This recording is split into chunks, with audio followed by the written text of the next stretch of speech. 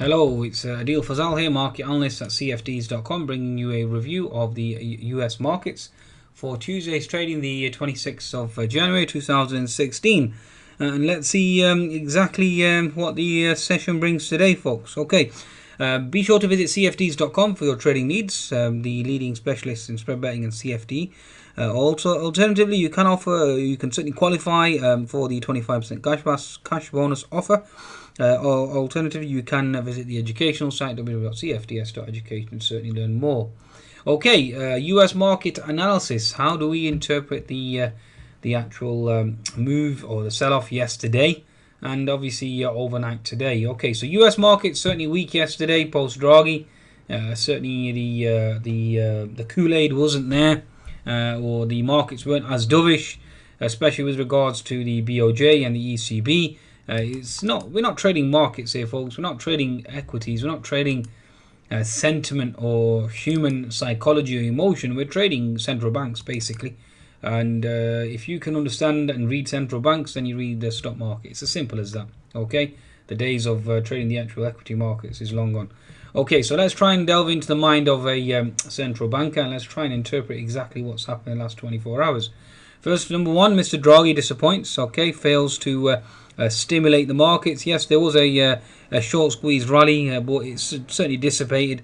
And adding the fact that the Chinese markets flushed overnight by 7%, that certainly doesn't set a bullish tone. If anything, it's overtly bearish, and you are looking at potentially testing the lows in US markets. So you have the Shanghai down almost 7%, the Nikkei down 2.5%, the Hang Seng down 2.5%, and therefore you are looking at a risk aversion trade. Okay. Now, I've already explained in my European markets where the Asian markets are. Now, the most important chart really is this chart, the Shanghai, that's actually broken support. The next level of support now is the 200 MA, and therefore you are looking at the Shanghai moving lower, which obviously inadvertently will send the actual US markets potentially lower as well. Okay.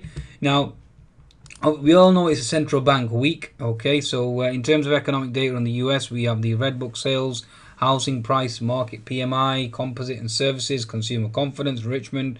So a barrage of economic data, which obviously will obviously swing the markets either way. We've already had Mr. Carney talk, and he certainly hinted or basically indicated a dovish rhetoric, and basically that sent the FTSE 100 screaming higher, from hitting a pivot low of 5770, now at 5840. So certainly has done the trick, and that's helped oil as well, and Brent certainly as well, and which obviously has caused the US markets to come off the lows, given the fact that the Nasdaq was testing the 4140 level this morning. It's now back at almost 4200. So it certainly closed the gap that was going to occur, given the fact that we closed at 4200 yesterday. So an interesting scenario nevertheless. Okay, so in terms of economic data or economic news flow, nothing much in terms other than the fact that we've had some news with regards to oil, which is really mixed.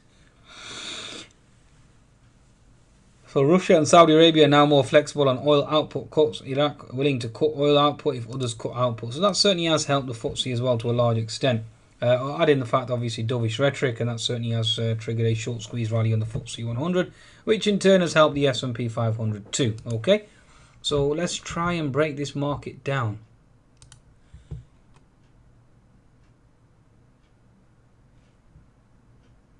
Okay, so first of all, let's start with the S&P 500. Okay, so the bottoming tail in the S&P 500 still is potentially holding. Now, the onus will be on the Asian markets now as to which way the market will go. Okay, back on the S&P 500 then. Okay, so we have a bottoming tail, which is certainly holding on the weekly chart, so that's something that you need to bear in mind. The daily chart, we had a bearish engulfing candle yesterday. Bear in mind, we do have the unfilled gap below, so given the fact that the Shanghai is down 6%, that will be the target in the interim. So certainly something to consider in terms of your trading situation today. Now, we do have horizontal support at the 1866 level, and the gap fill is at 1869. So there you go. There's two zones that you are looking for. Okay. Now the 60-minute chart on the S&P, it has negated the inverted head and shoulders formation. So as we all know from a technical standpoint, the actual negation of a technical pattern does trigger a ferocious move in the opposite direction, given the fact that the bulls obviously throw in the towel. And that's exactly what's occurred here. Okay, so the 60-minute chart now, the bullish pattern has been negated, and obviously stronger volume too. 1866, as we all know, is the gap fill level. Obviously, if that fails, then you are looking at testing that 1813 level. Now, given Mr. Carney has been quite dovish, although it'll be central banks versus China now, given the fact that we've had a 6 or 7% drop overnight. That's not something that can be ignored. Again, we are looking at a gap. Currently, we're trading at 1881. The Nasdaq is currently closed at 1877, and that gap at 1868, 1866 basically looks inevitable. That will certainly be closed first before we attempt to certainly move on to the upside. Okay, so bear that in mind, given the fact that we've obviously failed to hold that resistance zone. Okay, so this is something that we're going to observe. Again, you are looking at support here. Support 1891, resistance 1906, gap fill at 1869. Keep these levels in play for the trading day ahead.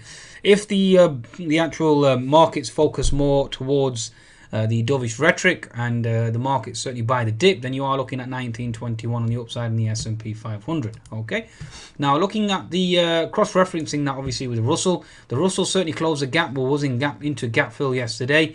Again, like I said, bear in mind that the Shanghai was down 6 or 7% overnight, and therefore you are going to expect further weakness on the Russell. Going to a 60-minute chart, yes, you do have a potential here for an inverted head and shoulders, but the fundamental catalyst is not there. Okay, now ever since we've closed this gap, the market has been weak, and a inverted head and shoulders certainly is in play. Okay, but it all depends on the right shoulder, how low this right shoulder will go. And in order for the US markets to move higher, we do need that right shoulder to come into play. So again, certainly some food for thought with regards to the actual markets as well. So again, US markets, something to consider. Again, there is a barrage of economic data out from the US, and that will obviously dictate.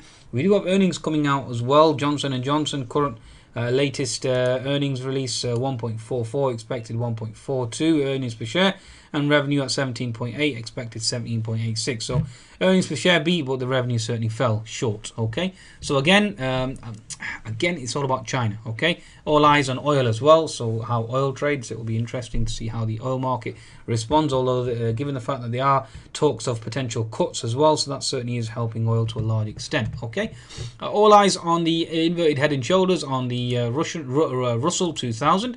The weekly chart, yes, we have a bottoming tail. Some type of base is being built. Whether or not that has legs or has any credibility, yet to be seen. The increase in volume on this bottoming tail is promising, and the subsequent obviously candles have been, the volume has been lower and lower. So again, something to consider going forward. Okay, now cross-referencing that, now we can cross-verify that with the Dow. Let's observe the Dow. 10-minute, the Dow is obviously into gap fill support. There is further horizontal support further below. You have support at 15,1700 and 15,800 again. So something to watch and observe. 60-minute chart of the Dow, how you have an inverted head and shoulders formation. Whether or not that has legs, fundamentally it's not supported, like I explained. You have the Chinese markets down 7%. It's very hard for inverted head and shoulders to certainly trigger on the back of that, especially prior to the BOJ and the obviously FOMC. So there's something to certainly consider. Okay, so IHS, all eyes on the Dow. Whether that comes into fruition, it'll be very hard for it to come given the backdrop. Okay, so Dow Transport's always a bellwether in terms of dictating price action. The inverted head and shoulders is certainly present there too. The daily chart, it's all about that bottoming tail, folks. Okay, that certainly is holding. We had a bearish engulfing candle yesterday, and obviously we have China down overnight. So again, further cause for concern. Okay, in terms of the Nasdaq, given the fact that we have Apple reporting results tonight, Let's just bring up the chart of the Nasdaq. Nasdaq will be a telltale sign. Okay, this is the biotechs. We'll come on to that in a second. Let's bring up the Nasdaq first of all. Okay, so Nasdaq, similar type of pattern. You have the daily chart coming into gap fill support at 4145. That's the level that I actually took my long Nasdaq trade on. So 4145 was the trigger. Looking at a 60-minute chart, we had the inverted head and shoulders formation at the 4200 level. We had gap fill at 4140. Given the fact that China is down overnight, you are looking at potentially closing that gap below at 4140. So again, that's going to be a level that you are going to observe in terms of actual price action. So that's something that you need to consider. Now, from my perspective, the Nasdaq is currently trading at 4208, so certainly has pushed higher from that pivot low overnight at 4140. But given the fact that China is down, we are going to revisit that, from my understanding. Okay, so bear that in mind. Ever since we closed that gap at 4270, the Nasdaq has certainly been weak. If we do hold the 4200 and we start to move higher on this inverted head and shoulders, very, very impressive. But my understanding, given the fundamental backdrop, China down, Nikkei down, concerns have resurfaced again, although oil has bounced ever since, given the fact that we have had a impressive rally in the price of oil and crude oil and Brent, but yet to be seen how markets react to US economic data. Okay, 10-minute chart of the S&P or the Nasdaq, should I say, you have support at 4170, and then obviously gap fill support at 4145. Given the fact that Nasdaq was down and US markets reacted very negatively overnight, given the fact that the euro is holding at 1.08 level and the bonds are holding the 162 level, it's very hard to see a concerted rally or a convincing rally in the US markets. Okay, certainly something to consider again. Okay, now are we cross-verify the Nasdaq? We always do that with the semicons. Now the semiconductors have an unfilled gap below as well that needs to close, and the Shanghai being down and Nikkei being down is a perfect catalyst to close. Again, similar concept with the biotechs. Again, you have the inverted head and shoulders formation and you have an unfilled gap below. So given the fact that the setup there is almost perfect, you have the left shoulder here. Obviously, you're looking at the head. We pushed lower, right shoulder, and off we go to the races. But we need to close that gap below first. So it's all about gap fill below, and before we attempt to certainly stage a rally. Okay, folks. So it's central banks versus China at present, and we shall soon find out who comes out on top. Okay, folks, I think that's a market wrap for US trading. We can observe that the price for copper certainly has bounced, so certainly a promising time there. As you can see, with regards to the dollar index, we do have a bearish formation, so certainly all eyes on the IHS formation on the US dollar, which in turn should send commodities higher. Okay, we have a bottoming tail on the actual emerging markets as well. The daily chart certainly clearly shows that, and that's based on the IHS formation and the dollar.